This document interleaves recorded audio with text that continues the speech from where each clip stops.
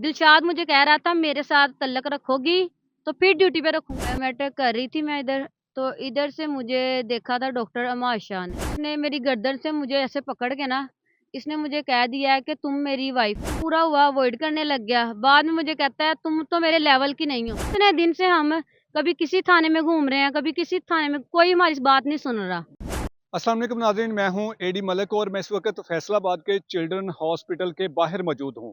ये वो हॉस्पिटल है जहां कुछ रोज़ पहले वहां की सिक्योरिटी गार्ड, खातून सिक्योरिटी गार्ड के साथ इसी हॉस्पिटल के डॉक्टर्स, डीएमएस और सिक्योरिटी सुपरवाइज़र ने मिलकर इसके साथ ज़बरदस्ती ज़्यादती की। और उसके बाद जब इसे इंसाफ मिलता हुआ नज़र ना आया तो इस खातून ने अपनी गर्दन पर जो तेज़धार जो ब्लेड होता है उसके साथ गला काटकर खुद को ख़त्म करने की कोशिश भी की। ये सारा वाक़या पेश कैसे आया और किस तरह से कौन डॉक्टर हैं जिन्होंने इस खातून के साथ जो इस तरह की हरकत की है, और उसके बाद क्या पुलिस ने इन तमाम मुल्ज़मान को गिरफ्तार किया है या अभी भी ये मुल्ज़मान दन-दनाते फिर रहे हैं। हमारे साथ नफीसा मौजूद है जो इसी हॉस्पिटल में तकरीबन 3 माह पहले सिक्योरिटी की नौकरी लेकर यहाँ पर काम कर रही थी, और उसके बाद इसके साथ जो कुछ भी हुआ हम इसी से जानते हैं। अस्सलाम वालेकुम। वालेकुम अस्सलाम।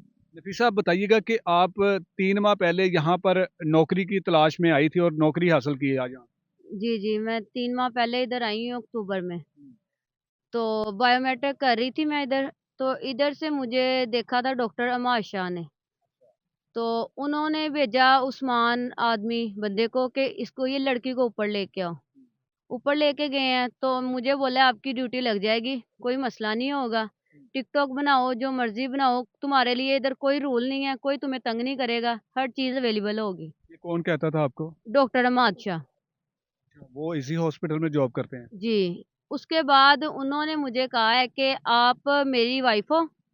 अपने, डायरेक्टली आपके साथ ये बात हाँ कह दी जी, उन्होंने? 2-3 दिन बाद की बात है।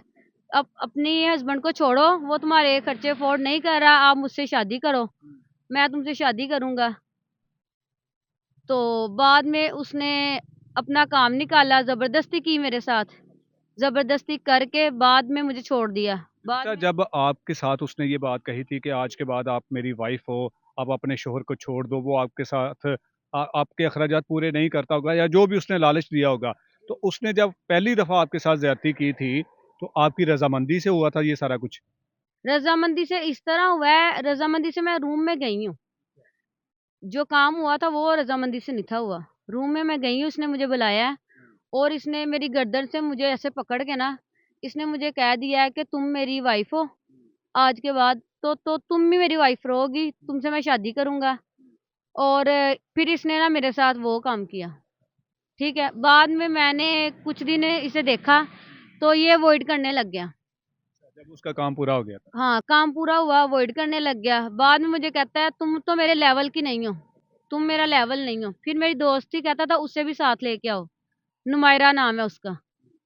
अच्छा, नफीसा, ये जो आपके साथ नाज़ेबा हरकत की थी, ये डॉक्टर ने इसी हॉस्पिटल में की थी या किसी और जगह पर लेके गया? इसी हॉस्पिटल में डेंटल वार्ड में इनके ऑफिस में ही हुई थी। फिर मैंने अशरफ साहब है इधर के, इंचार्ज हैं सिक्योरिटी के, अशरफ साहब, उन्हें मैंने बताया कि इस तरह मुझे ब्लैकमेल कर रहे हैं, मेरे साथ गलत हरकत कर रहे हैं, तो आप बात करें या मेरी ड्यूटी चेंज करवाएँ। लेकिन उन्होंने कोई एक्शन नहीं लिया। उन्होंने ये बात पूरे हॉस्पिटल में खुद घुमाई, उनसे पैसे खाए हैं, सारा कुछ किया है, इधर सब कुछ होता है। क्या आपने इस एफआईआर में एक डॉक्टर अमाद अयूब हैं और उसके अलावा डीएमएस हैं, एएमएस हैं, फिर उसके बाद सिक्योरिटी सुपरवाइजर है, और भी बहुत सारे लोग हैं जिनके नाम आपने लिखवाया, इन तमाम लोगों ने आपके साथ मिलकर ये काम किया था? उसके बाद मैंने रिक्वेस्ट की थी अशरफ साहब से, जिसको मैंने बताया था। उधर एक और इवनिंग के इंचार्ज थे हमारे, असगर साहब, उनको मैं सलाम पेश करती हूँ, इतने अजीम बंदे हैं वो। उनसे रिक्वेस्ट की थी कि मुझे इवनिंग में ले आएँ, मॉर्निंग में मैं बहुत डिस्टर्ब हो रही हूँ, मेरे साथ ये कुछ हो रहा है। उन्होंने रिक्वेस्ट किया दिलशाद से, जो हमारा सुपरवाइज़र है मॉर्निंग का। तो मेरी रिक्वेस्ट एक्सेप्ट हो गई है, इवनिंग में आ गई हूँ मैं। इवनिंग में फिर इन्होंने ना वही सीन शुरू कर दिया है, तंग करने वाला, ठीक है ना? फिर दिलशाद वगैरह ने? दिलशाद ने, दिलशाद मैं आती रही हूँ, मेरी अटेंडेंस लिस्ट लगाता। 1 छुट्टी होती थी, 5 छुट्टियाँ लगाता होता था। रजिस्टर में ही 5 लिख देता होता था। सैलरी भी पूरी नहीं था देता। 37 पीछे से आ रही है, 20 भी पूरी नहीं हमें दे रहे। एक बार इसने 12,250 दिया है, एक बार इसने 16,000 दिया है, ठीक है। उसके बाद डीएमएस अली असगर के पास मैं गई हूँ कि मुझे ऐसे तंग कर रहे हैं, मेरी एप्लीकेशन क्यों लिखी है आपने? उन्होंने मेरी एप्लीकेशन लिखी है कि ये ऑन ड्यूटी नहीं है, ठीक है।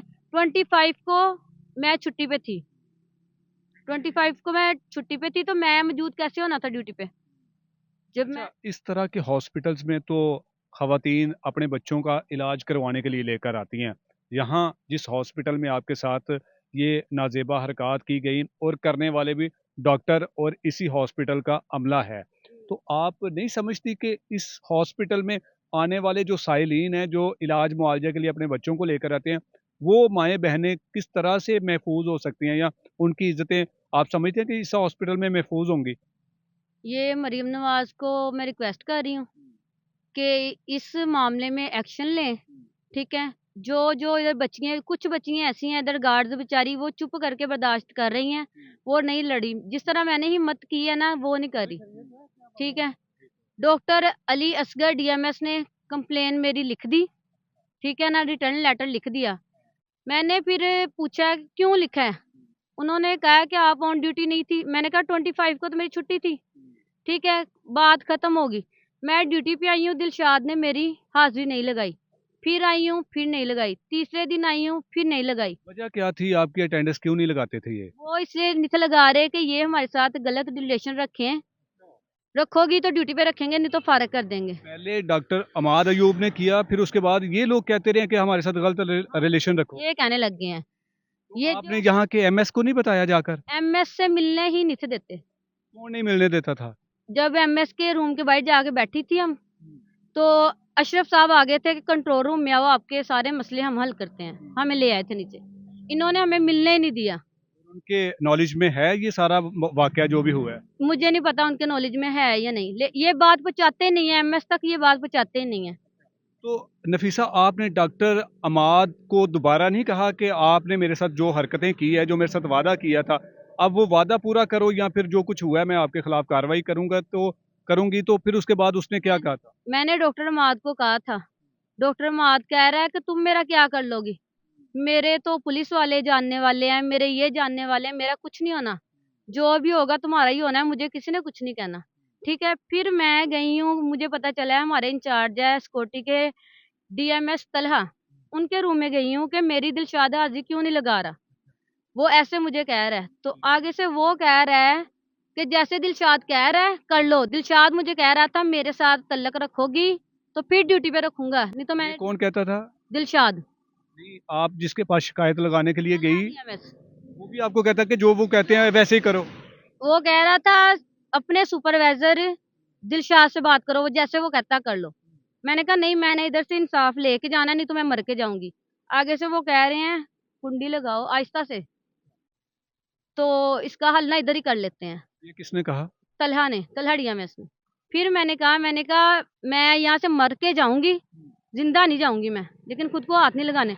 इधर गुलदान पड़ा हुआ था, मैंने पकड़ के अपने सर में मार लिया, ठीक है। मार के तो ये कहता है ठीक है मर जाओ मर जाओ, कह के ना मेरे ऊपर से गुजर के चला गया। ये तलहा कहता? हाँ जी, तलहा कहता है।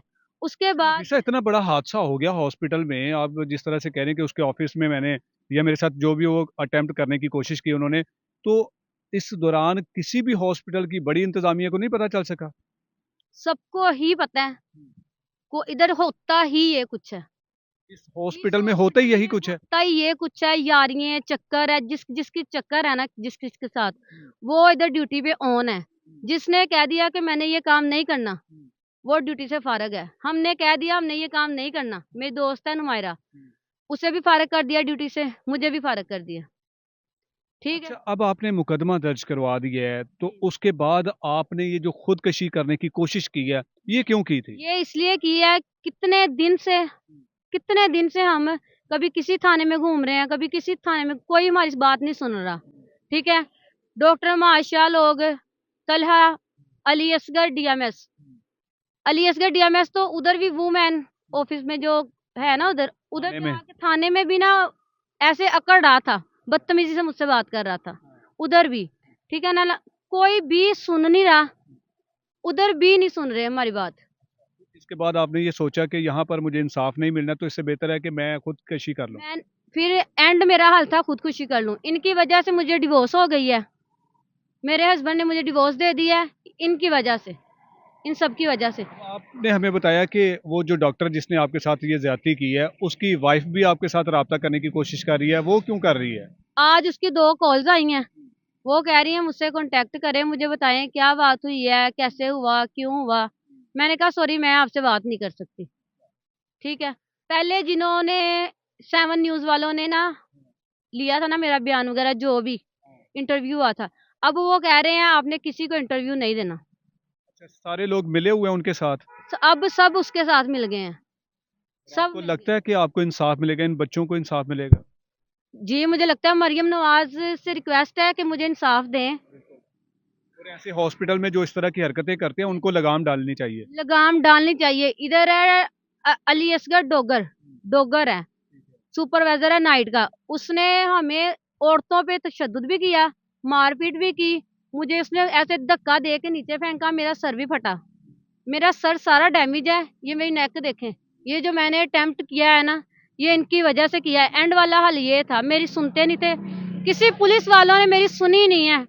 उनकी जमानतें भी हो गई हैं, सारा कुछ हो गया है, वो फिर ड्यूटियां भी कर रहे हैं, घूम फिर रहे हैं, किसी ने कोई एक्शन नहीं लिया। यही जा रहे हैं वेट करो, 1 दिन 2 दिन 3 दिन, बस ये कह रहे हैं। ऐसा अगर आपको इंसाफ ना मिला और ये मुल्जमान दंदनाते फिरते रहे, मेरी आपको मौत प्रेशराइज के करेंगे? मेरी मौत के जिम्मेदार ये होंगे। कौन आपकी मौत का जिम्मेदार होगा अगर आपको इंसाफ ना मिला, या फिर ये जो मुल्जमान है गिरफ्तार ना हुए? जहाँ पे मैंने केस किया है वो जिम्मेदार होंगे मेरी मौत के। तो पुलिस ने आपको क्या कहा? मुकदमा तो आपका दर्ज हो गया कि हम कब तक इनको गिरफ्तार कर लेंगे? उन्होंने कह दिया इनकी जमानतें रात को हो गई हैं, उनकी रात को ही जमानतें हो गई हैं, कल ही उन्होंने जमानतें करवा ली हैं। फिर आपको लगता है कि आपके मुल्जमान जिन्होंने आपकी इज्जत को तार तार किया है वो गिरफ्तार होंगे? I don't know. वज़ीर आला पंजाब से वो इस तरह के वाक़यात पर उनकी बड़ी गहरी नज़र होती है, और ये तो वाक़या भी जो है वो हॉस्पिटल के अंदर हुआ है, और हॉस्पिटल के अंदर कोई और करने वाला नहीं बल्कि यही डॉक्टर साहिबान है जिनको हम अपना मसीहा समझते हैं। ये हमारी गरीब बहन जो अपने घर का चूल्हा चलाने के लिए, इन बच्चों के 2 वक़्त की रोटी के लिए इसने तकरीबन 3 माह पहले यहाँ पर नौकरी ली, और उसके कुछ ही दिनों बाद इस तरह के हवस के पुजारी जो डॉक्टर साहिबान हैं, जिनको हम अपना मसीहा समझते हैं, उन्होंने अपनी गंदी नज़रें इस बेबस और बेसहारा खातून पर रखना शुरू कर दी। इसको लालच दिया कि मैं आपके तमाम अखराजात को पूरा करूँगा, आपसे शादी करूँगा। फिर उसके बाद जब उसने अपनी हवस को पूरा कर लिया, तो यकीनन ऐसे लोगों का इसी तरह की जो गरीब ख़वातीन होती है, उनकी इज़्ज़तों को निशाना बनाना होता है। लेकिन जब इस खातून ने अपना मुतालबा रखा, जब ये शख्स इसको अवॉइड करने लगा, तो फिर उसके बाद क्या हुआ? वही जो इस हॉस्पिटल के अंदर इस तरह का जिस्म नोचने वाला जो एक गैंग है, जो ऐसे डॉक्टरों की सरपरस्ती करता है, ऐसी गरीब बच्चियों को जो है वो डॉक्टरों के सामने पेश करता है, और फिर उसके बाद खुद भी मज़े लेते हैं। खुद यूज करके फिर आगे हवाले कर देते हैं कि अब तुम इनको बोलो कि ड्यूटी से फारग कर देंगे तुम्हें, नहीं तो हमारे साथ ये काम करो, नहीं तो हम ड्यूटी से फारग कर देंगे। ये वज़ीर आला साहिबा, आप यकीनन इस वाक़या पर नोटिस लेंगी और इन तमाम मुल्ज़मान को जल्द से जल्द गिरफ़्तार करवाने के भी अहकामात जारी करेंगी, क्योंकि यहाँ पर इस हॉस्पिटल्स में हमारी माएँ-बहनें अपने बच्चों का इलाज मुआलजे के सिलसिले में यहाँ आती हैं। तो सोचें, जो डॉक्टर हज़रात अपने ही कोलीग, अपने ही स्टाफ़ के साथ इस तरह की गंदी नज़रें रखते हैं, तो वो दूसरों की माँओं-बहनों को किस अच्छी निगाह से देखते होंगे। तो ये हमारा वीडियो बनाकर आपके सामने इस खातून को लाने का मकसद सिर्फ ये था कि इस खातून को इंसाफ नहीं मिल रहा था।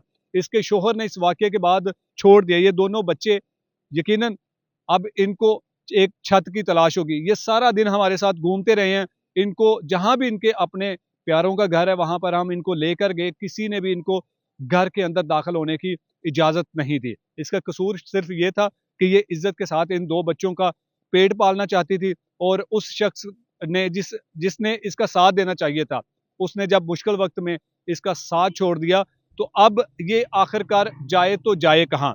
अब पुलिस अफसरान से भी मेरी ये गुजारिश है कि ऐसे गलीज लोगों के खिलाफ आप कब हरकत में आएंगे, कब इस तरह की हमारी बहनें बेटियां जो है वो अपनी इज्जतों को तार तार करवाती रहेंगी। ये चिल्ड्रन हॉस्पिटल जो फैसलाबाद का है, इस हॉस्पिटल के अंदर इस बहन की इज्जत को तार तार किया गया। मैं उम्मीद करता हूं कि इस बहन को ज़रूर इंसाफ मिलेगा और इसके साथ इसकी इज्जत को तार तार करने वाले जल्द कैफरे करदार तक होंगे। इजाज़त चाहूँगा, अल्लाह ने के बाद।